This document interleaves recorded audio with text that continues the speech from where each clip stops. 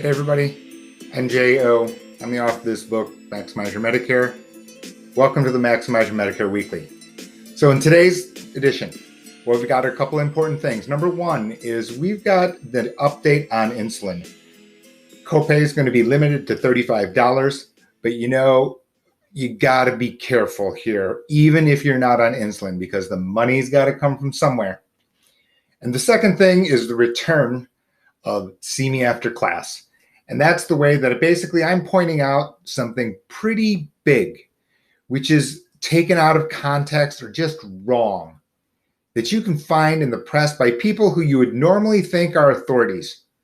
But then when you just take a second look, what you find is possibly a very costly mistake. We're going to keep going on with this. Be sure to subscribe to this channel. And write your comments if you have questions, suggestions for future articles. No problem. I'm all ears. I'm willing to make changes along with. Last, special offer on the book. You can get this book for free. I'm going to mail it to you. I'll mail it to you myself. I'll pay for postage. The way you do it is you just simply refer your friend who is turning 65 throughout the remainder of 2020. Send me an email with your shipping address and then your friend's name. When your friend reaches out, the book will be shipped to you, no charge and no obligation. There are rules on this. In other words, I can't send you the book only if that person becomes my private client. That's not allowable under rules. I'll follow them. Let's get started.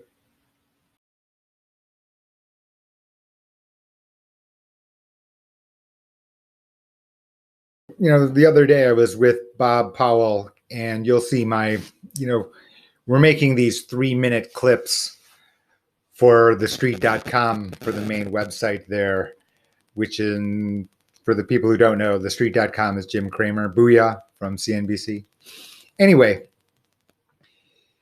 one of the clips is about the insulin measure. So just recently, and I put it on the, Facebook group and stuff like that, that insulin next year is going to be capped at a $35 a month copay.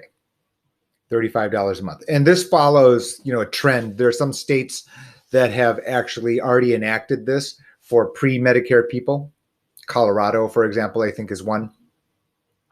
Anyway, and part of that, you can see the financial reason for it. Insulin, very expensive, very, very expensive. For Medicare next year, $35 a month is the limit of the copay per month. So obvious welcome relief.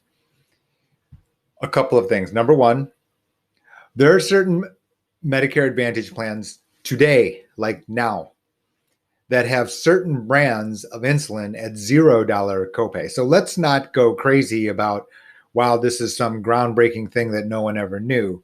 It's just that it didn't get this amount of publicity.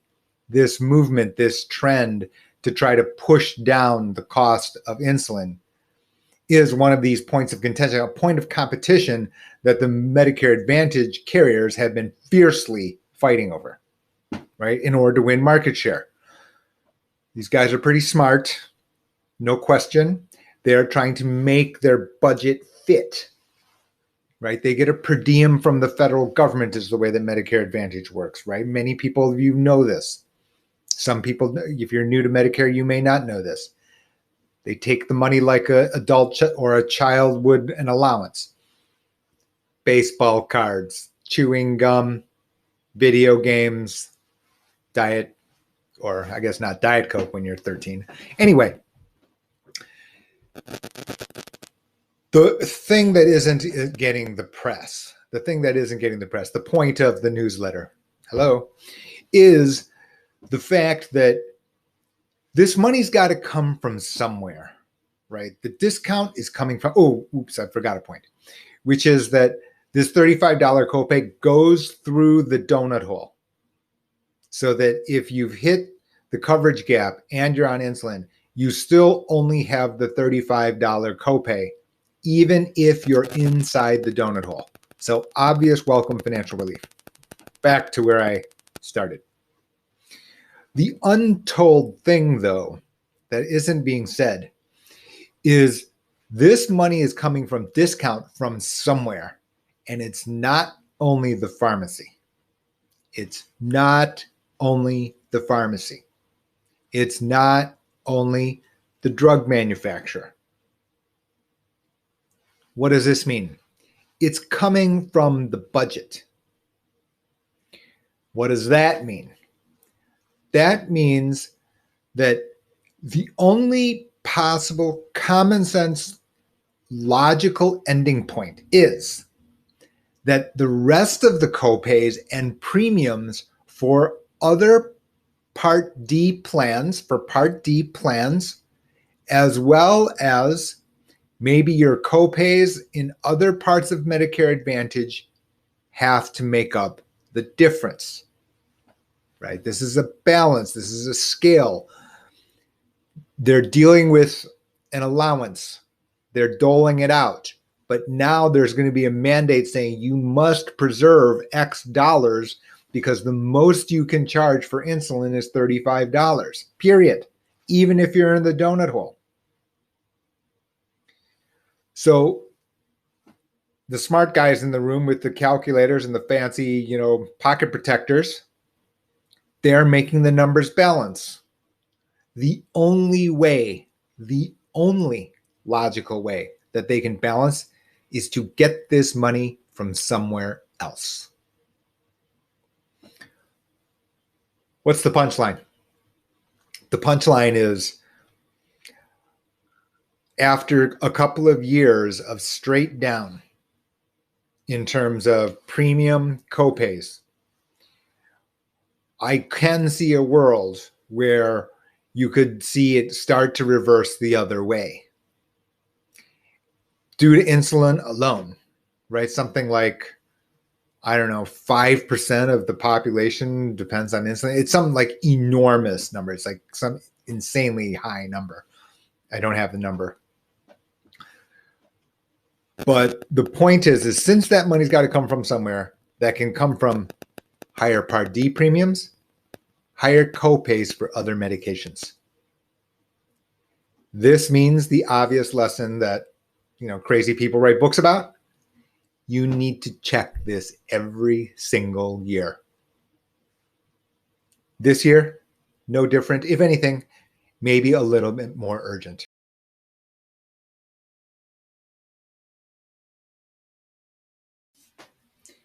So this segment's called See Me After Class.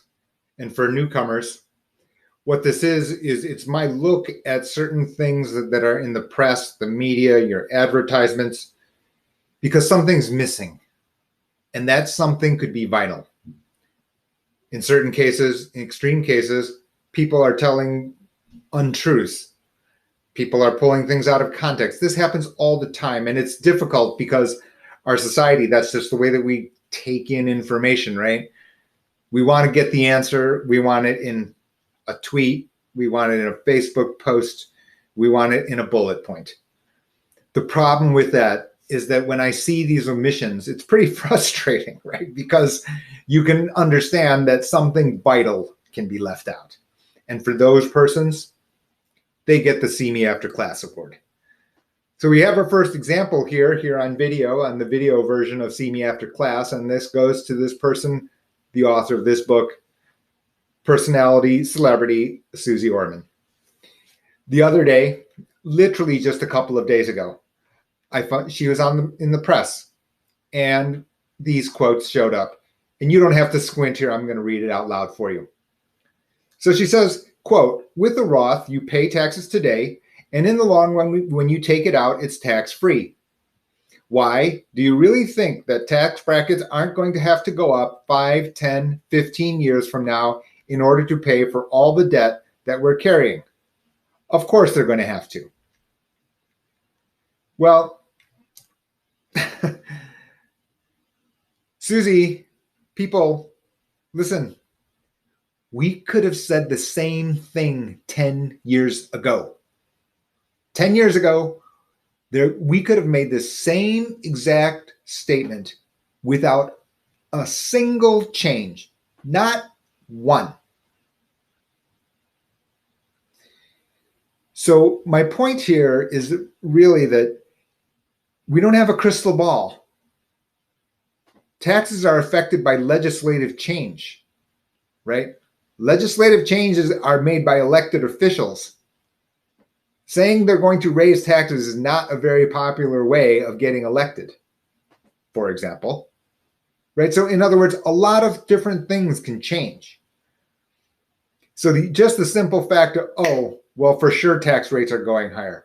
Yeah, I mean, that does have a rational, logical, basis. That doesn't make it a certainty. Doesn't make it a certainty. So along that same line, in this, kind of way, well, of course they're going to have to. Do you really think that? Okay, and more, even more seriously than that, is take a look at what I'm showing here on this slide. And I'm giving you a sneak preview here because this slide is one of many that I'm working on, which is going to create a video where what ends up happening is people try to segment. They try to keep different topics that they think are separate topics when actually the ripple effects are more serious than people know. And here it is right here. So the left side of the slide, clear. Those are the mechanics of Roth IRA. No problem. Commonly known, easily discovered. True. However, if I'm an expert, if I'm going to say that I'm expert out to the public, to the press, to the media, take a look at what's going on the right-hand side part of this same slide. So let's take your simple example. A married couple converts $14,000 into a Roth IRA. So what's not in this quote and nowhere on that article? Nowhere on that article. Number one, you could be bumping yourself into a tax bracket which makes you suspect or subject to IRMA, which is higher Medicare premium. That's possible. Okay. I've written an article about what IRMA is and how it works on MedicareResources.org. The link is on this site right here underneath this video. You can check it out. But my point is, by accepting the Roth conversion today, you're reporting higher income today, and you're then paying higher tax today. And you may also be subjecting yourself to IRMA in the future for that year. So in other words, it's one particular way that, yeah, you may or may not be saving taxes in the future, but you will know that for some of you, you will certainly be paying a higher Medicare premium. And since money is money, higher tax, higher premium, those are two of the same thing. They both cost cash. If you think that was bad, the second one's even worse, which is that if you're not yet Medicare eligible, you may be enrolled in a Affordable Health Care Act compliant plan, ACA compliant plan. And you may be receiving something called APTC, which is the Advanced Premium Tax Credit. So again, let's go to this household, and let's say that their health insurance premium, the sticker price, the retail price, if you will, is $1,500 a month. And that is an entirely possible case. I mean, if you ask someone in Florida, they'll say $1,500 doesn't sound like a couple at all. That may be more, that's a single person. So $1,500 is not an exaggerated number. So $1,500, and let's say of this, as a result of you're receiving a $500 a month tax credit, $500 a month, APTC of $500 a month, okay? And on November 1st, you convert into a Roth IRA, $14,000. Now, the Affordable Care Act says, okay, if you have a change in income status, you need to report it because that would affect your APTC status. That is true. That is true.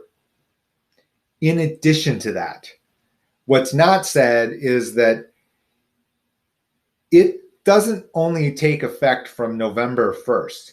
It takes effect from January first. So if this $14,000 of extra income reduced your APTC from $500 to $250 a month, okay, that means you have claimed an extra credit of $250 a month. You don't have to pay it back from November and December. You've got to pay it back starting all the way from January. So 12 months of $250 a month, $3,000. That is your tax bill the next time you, or that's your tax bill is going to be higher by $3,000 the next time you file your taxes. So what looked like you've got to be crazy to not do this because tax brackets are going higher 5, 10, or 15 years from now, maybe not. What is certainly true is none of these extra details on the right-hand side of the panel, right-hand side of this slide, nada. Don't show up on this article or in quotes. Not even the idea to please go check. And for that, for leaving out such important facts, which can overwhelm the benefits of Roth IRA conversions, Susie, see me after class.